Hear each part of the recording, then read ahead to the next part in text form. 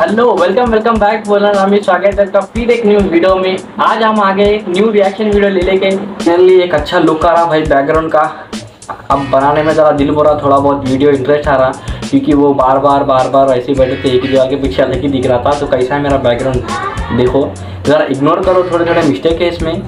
आने को बहुत अच्छा करेंगे अपने बैकग्राउंड को, देख लो कैसा है, जरा अलग ही फिलहाल वीडियो बना रहे तो 20,000 लोग एक अंडरग्राउंड सिटी में रहते थे। इसमें रिएक्शन करने का मजा ही कुछ अलग रहता। तो बने रहो एंड तक, शुरू करते हैं अपनी रिएक्शन वीडियो।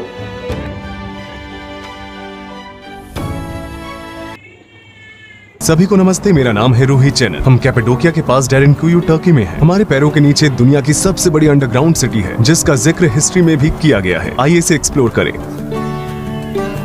1960 के दशक की शुरुआत में एक आदमी अपने घर को रेनोवेट कर रहा था। जब उसने अपने घर की दीवार को तोड़ा तो उसने देखा कि ये रास्ता एक रहस्यमय कमरे की ओर जाता है और उसके बाद उसने सुरंगें भी देखी। फिर उसने अपने हाथ में टॉर्च पकड़ी और छानबीन करना शुरू किया। छानबीन करने के दौरान उसे समझ आया कि ये सुरंगें और भी आगे जाती हैं। उसे ये नहीं पता था कि ये जगह दुनिया की सबसे बड़ी अंडरग्राउंड सिटी है। यहाँ पे रहने की जगह है, सप्लाई रूम्स हैं, बेशक जानवर भी हैं। इसलिए यहाँ अस्तबल, मिशनरी स्कूल, एक चर्च, व्हाइट हाउस और एक बड़ा सा कब्रिस्तान भी है। तो सवाल ये उठता है कि ये लोग सांस कैसे लेते हैं। यहाँ पर इस तरह की वेंटिलेशन स्पेस है, लेकिन इसे रेस्टोरेशन के दौरान बंद कर दिया गया था। एक शेल्टर इधर, एक उधर। ऐसा कहा जाता है कि इस अंडरग्राउंड सिटी में एक साथ 20,000 लोग रह सकते हैं। और ये किचन एरिया, ये जो आप देख रहे हैं, उसे तंदूरी कहा जाता है, एक पारंपरिक अनातोलियन फ्लोर फर्नेस। वे यहाँ अपनी रोटी चिपकाते थे और अपना मांस पकाते थे। यहाँ पर 2 कड़ाही भी हैं। बेशक यहाँ एक चिमनी है जिसकी मदद से धुआं बाहर निकलता है, वो चिमनी है। आप ऊपर देख रहे हैं, ऊपर आप धुएं के धब्बे देख सकते हैं। लोग रात में खाना बनाया करते थे ताकि उन पर किसी का भी ध्यान न जाए। जाहिर सी बात है कि रात में धुआं दिखाई नहीं देता है। हर एक परिवार के पास अपना खुद का किचन नहीं था। वे सभी इस कॉमन एरिया का इस्तेमाल करते थे। इन हॉलों में जैसा कि आप देख सकते हैं, वे अपना खाना रखते थे, जैसे कि जौ या गेहूं। AD 30 के बाद जब यीशु मसीह ने भविष्यवाणी की थी तो पहले तो ईसाई आसानी से अपने लिए कोई सुरक्षित जगह ढूंढ नहीं पाए, वे खतरे में थे। दूसरी सेंचुरी में ये ईसाई अंतकिया काइसेरिया आए और फिर यहाँ पर आए। बेशक वे अंडरग्राउंड होकर आक्रमणकारियों से छिपना जानते थे। ये मजबूत पत्थर जिन्हें आप देख रहे हैं, वे ज्वालामुखी से बने हुए हैं। अब ये बहुत सख्त हो गए हैं क्योंकि ये जब हवा के कांटेक्ट में आते हैं तो ये सख्त हो जाते हैं। हालांकि अगर आप इस लेयर को खोदेंगे तो आप देखेंगे कि दूसरी, तीसरी या गहरी लेयर्स बहुत सॉफ्ट है। और इन पत्थरों को खोदकर उन्होंने यहाँ एक अंडरग्राउंड सिटी का निर्माण किया। ये 150 या 160 के दशक की बात है। यीशु के जन्म होने के बस कुछ ही समय बाद उनके कुछ दादा दादी ने शायद यीशु मसीह को देखा भी होगा। रोमन साम्राज्य आइडोलेटर्स थे और उस समय वे ईसाइयों को अपने साथ नहीं रखना चाहते थे। उस समय साम्राज्य उनके प्रति बहुत क्रूर था, इसलिए फिर इन ईसाइयों ने अंडरग्राउंड होकर अपने धर्म की रक्षा की। हो सकता है कि अगर ये ईसाई यहाँ नहीं छिपते तो शायद आज ईसाई धर्म नहीं होता। इस रहस्यमय अंडरग्राउंड सिटी में इंसानों के जीवित रहने के लिए जिस भी चीज की जरूरत थी वो यहाँ पहले से ही मौजूद थी। लेकिन यहाँ गहराई में क्या है?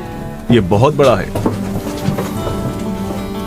यहाँ भी एक वेंटिलेशन हॉल है, लेकिन रेनोवेट करने के दौरान इसे बंद कर दिया गया था। वास्तव में ऐसी कई सारी अंडरग्राउंड सिटी हैं जिनमें लोग छुप छुप कर रहते थे। कहा जाता है कि इस एरिया में लगभग 150 से लेकर 200 अंडरग्राउंड सिटी हैं। अब यहाँ एक और अंडरग्राउंड सिटी है, कायमाकली अंडरग्राउंड सिटी। हम इस समय डेरेनकुयू में है। ऐसा कहा जाता है कि ये दोनों अंडरग्राउंड सिटी एक दूसरे के साथ जुड़ी हुई है। ये 4.2 मील या 7 किलोमीटर की सुरंग सीधे कायमकली से जुड़ी हुई है। इन सुरंगों के जरिए अंडरग्राउंड सिटीज एक दूसरे से जुड़ी हुई है। अनातोलिया के नीचे कई सारे शहर है। ये पत्थर जो आप देख रहे हैं, उसका इस्तेमाल सुरंग को बंद करने के लिए किया जाता है जब स्थिति ठीक नहीं होती है, ताकि दुश्मन के सैनिक यहाँ से आगे नहीं बढ़ सके। मैं इन पत्थरों के बारे में बाद में बात करूंगा। चलिए आगे बढ़ते हैं। हम बेशक ऐसी जगहों पर जाना चाहते हैं जहाँ आम लोग जाने में आलस करते हैं। हम जितनी ज्यादा जगहें देखेंगे उतनी ही ज्यादा चीजें हम सीखते हैं।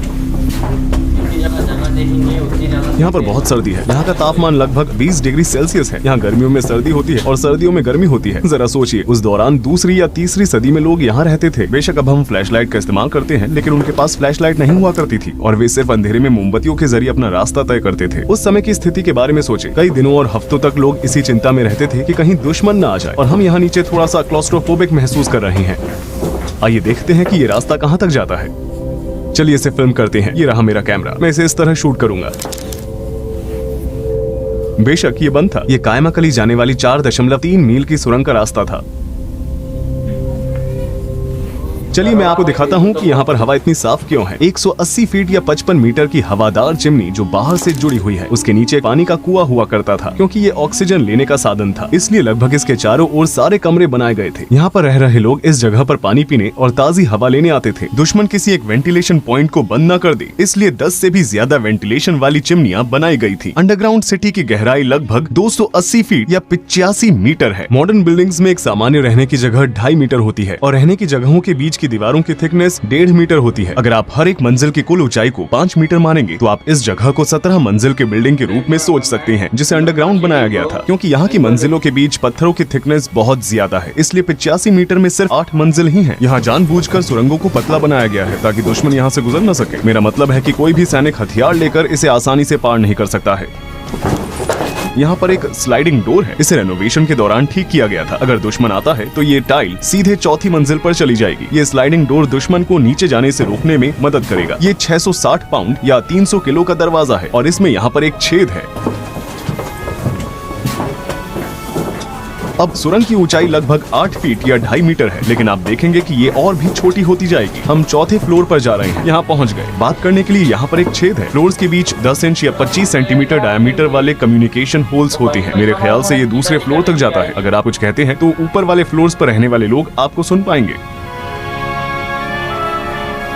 अब हम एक लंबी सुरंग से गुजरेंगे जो 7वीं मंजिल तक जाती है, या दूसरे शब्दों में -7। हमें ध्यान से चलना होगा ताकि हम फिसले नहीं। आप यहाँ छोटे छोटे कमरे देख सकते हैं। यहाँ एक और स्लाइडिंग डोर है। चलिए मैं आपको कुछ दिखाता हूँ। यहाँ पर एक छोटा सा कमरा है। वे इस भारी दरवाजे को पीछे से धक्का देते थे और चौथे फ्लोर से 7वें फ्लोर तक किसी को भी जाने से रोकने के लिए सुरंग को बंद कर देते थे। यहाँ पर सुरंगों का जाल भी बिछाया गया है। जब दुश्मन के सैनिक प्रवेश करेंगे तो वे इन सुरंगों से गुजरेंगे, लेकिन ये सुरंगें उन्हें कहीं पर भी लेकर नहीं जाएंगी और यहाँ सैनिकों की जान भी चली जाती थी। जब वे यहाँ पर आते तो वे पीछे से स्लाइडिंग डोर को बंद कर देते थे ठीक उसकी तरह और सैनिकों को खत्म कर देते थे। यहाँ तक कि आज की तारीख में भी एक आम सबवे बनाने में 4 से 5 साल का समय लगता है। 1800 साल पहले जब मॉडर्न टूल्स और मशीनें उपलब्ध नहीं थी और बिजली भी नहीं थी, तो इस जगह को कैसे बनाया गया था? सिर्फ खुदाई करने के लिए ही इसमें हजारों मजदूरों की जरूरत पड़ेगी। अंडरग्राउंड से ली गई रेत और पत्थरों का कुल वजन लगभग 5 मिलियन टन से भी अधिक हो सकता है। अब हम 7वीं मंजिल पर हैं। यहाँ पर एक चर्च बनी हुई है। जैसा कि आप देख सकते हैं कि यहाँ पर क्रॉस लगे हुए हैं। इसके अलावा इस जगह को भी क्रॉस शेप में बनाया गया है। यहाँ पर क्रॉस का बड़ा हिस्सा है और छोटा हिस्सा भी है। वे सिर्फ यहाँ पर प्रार्थना ही नहीं करते थे, बल्कि सीक्रेट मीटिंग्स भी करते थे। उन लोगों के बारे में सोचें, वे बाहर जाने से डरते थे और अंदर रहकर कैंडल के जरिए प्रार्थना करते थे। ईसाई यहाँ पर कई दिनों तक बिना उजाले के रहे। वे एक दूसरे के इतने करीब थे कि उन्होंने यहाँ बिना किसी और को देखे कई दिन गुजारे। इस फ्लोर पर एक कब्र कमरा भी है। ये सुरंग जो आप देख रहे हैं वो सीधे कब्रिस्तान की ओर जाती है। यहाँ शायद इस जगह का सबसे महत्वपूर्ण हिस्सा है। सदियों पहले यहाँ लाशें पड़ी रहती थी। लाशों को यहाँ से ले जाने के बारे में सोचें। कल्पना कीजिए कि आप उस समय पर यहाँ थे। सोचे कि आपने अपने परिवार के किसी सदस्य को खो दिया है और अब आप उसके शव को यहाँ से लेकर जा रहे हैं। ये काफी पतली सुरंग है। यहाँ जो लोग स्वाभाविक रूप से मरते थे उन्हें यहाँ पर दफनाया जाता था ताकि शव जल्द से जल्द डिकम्पोज हो जाए और कोई भी बदबू न आए। वे उन्हें केमिकल्स के साथ दफनाते थे ताकि वो डिसॉल्व हो जाए। जाहिर है कि वे लाशों को नहीं जला सकते थे क्योंकि धुएं के बाहर निकलने के लिए कोई भी जगह नहीं है।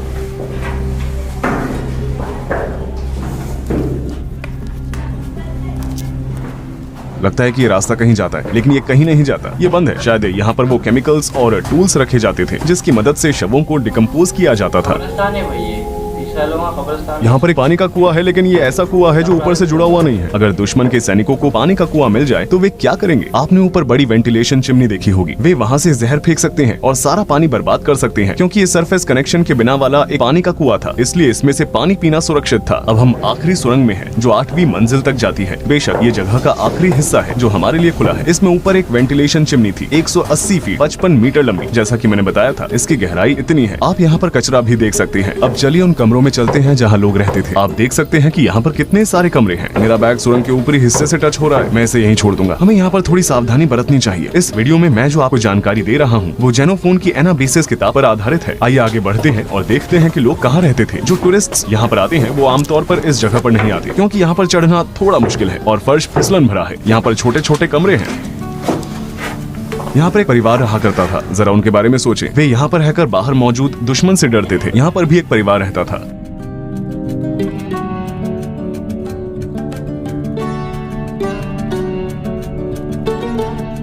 यहाँ एक और छोटी सुरंग है। ये कहाँ जाती है?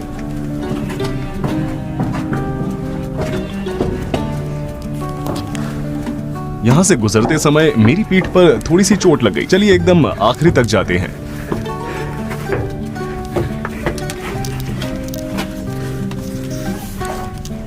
ये बंद है। चलिए नीचे चलते हैं।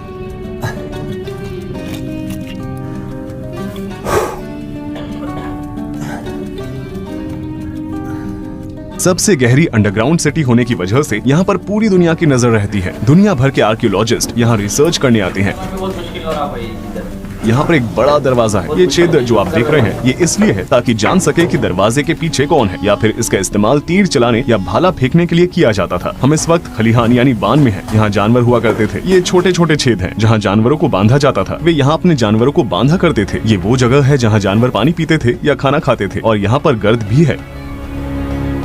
जानवरों को पहली मंजिल पर शायद इसलिए रखा जाता था क्योंकि उन्हें निचली मंजिलों तक ले जाना मुश्किल था। आपने सुरंगें देखी हैं? जानवरों का उनमें से गुजरना नामुमकिन था। उनकी बदबू का टॉप फ्लोर से जाना आसान होगा। ये वो जगह है जहाँ लोग शराब बनाया करते थे। वे अंगूरों को यहाँ पर रखते थे। जैसा कि आप देख सकते हैं यहाँ पर ड्रेनिंग होल्स हैं। इसी ड्रेनिंग होल से गुजरकर अंगूर इस जगह पर इकट्ठा होते थे। यहाँ पर शराब की बड़ी बड़ी बोतलों को रखा जाता था। वहाँ भी होल्स हैं। यहाँ पर लोग अंगूरों को स्मैश करते थे। अंगूर के रस को इकट्ठा करने के लिए ये एक और जगह है। इस तरह शराब बनाई जाती थी। अब हम मिशनरी स्कूल की ओर जा रहे हैं। वो हमारा आखिरी स्टॉप होगा, बल्कि वो इस स्ट्रक्चर के सबसे महत्वपूर्ण भागों में से एक है। मिशनरी स्कूल में आपका स्वागत है। ये नहाने की जगह है। ईसाइयों का मानना है कि बच्चे पापी पैदा होते हैं, इसलिए वे उन्हें बैप्टिस्ट पूल में नहलाकर उन्हें साफ करते थे, और उसके बाद ही बच्चे असलियत में ईसाई बनते थे। जिन लोगों को ईसाई धर्म में बदला जाता था उन्हें भी यहाँ नहलाया जाता था। ये बहुत ही दिलचस्प जगह है। आप इन आर्चीज के साथ साथ छत की दीवार पर बना हुआ स्ट्रक्चर देख सकते हैं। वे मिलकर एक दीवार बनाते हैं। उस समय में इस तरह का आर्किटेक्चर बनाना बहुत बड़ी बात थी। विद्यार्थी यहाँ बैठा करते थे। शायद ये एक टेबल थी जिसका इस्तेमाल वे पढ़ते समय करते थे। ये वो वाली सीढ़ियाँ चढ़कर पढ़ाते थे। यहाँ वे लेक्चर्स दिया करते थे। इस मिशनरी स्कूल में पढ़े लिखे लोग बाहरी दुनिया में ईसाई धर्म फैलाने की कोशिश कर रहे थे। यहाँ स्टडी रूम्स भी हैं। छात्र शायद यहाँ पर अपनी क्लासेस किया करते थे। अब जिन स्थानों को देख रहे हैं वहाँ पर जाने के लिए स्पेशल परमिट लेना पड़ता है। केवल 10% ही जा सकते हैं। कुछ अन्य भागों में रिसर्च जारी है और प्रवेश की अनुमति नहीं है। कायसेरी, नीदा और नवे शहर के ट्रायंगल में कम से कम 2 फ्लोर्स वाली 200 से भी ज्यादा अंडरग्राउंड सिटीज हैं। इनमें से कुछ सिटीज मीलों तक चलने वाली सुरंगों से आपस में जुड़ी हुई हैं। आपको ये बात भूलनी नहीं चाहिए कि इन शहरों का इस्तेमाल केवल सुरक्षा के लिए किया जाता था। लोग इन शहरों में वर्षों तक नहीं रहे हैं। वे अपने धर्म की रक्षा के लिए सिर्फ कुछ समय के लिए इनमें रहे हैं। इतिहास और संस्कृति को सर्वोत्तम रूप से देखने के लिए ये बहुत ज्यादा जरूरी है कि हम ऐसे स्थानों को हमेशा बनाए रखें। वीडियो देखने के लिए धन्यवाद। रोहित चैनल यहाँ पर था।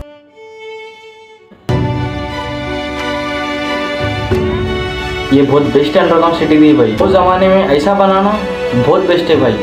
ऐसे ऐसे वीडियो देखे तो कुछ जानने को मिलता और कुछ सीखने को मिलता भाई लोगों से। इससे क्या सीखा बोले तो कुछ भी काम मुमकिन नहीं, अपन सब कुछ कर सकते हैं। अंडरग्राउंड सिटी से एक चीज़ मालूम हुई, वो ज़माने में भी एजुकेशन इंपॉर्टेंट था और ये ज़माने में भी एजुकेशन इंपॉर्टेंट है। चलो गाइस, आज की वाली वीडियो में इतना ही। अगर आपको मेरी वीडियो पसंद लगी जाके सब्सक्राइब करो, चैनल को लाइक करो, शेयर करो, कमेंट करो। HD की वाली वीडियो बोलो और कमेंट बॉक्स में बोलो कैसा है मेरा बैकग्राउंड। और मिलेंगे अपनी नेक्स्ट वीडियो के साथ। इसी के साथ गुड बाय।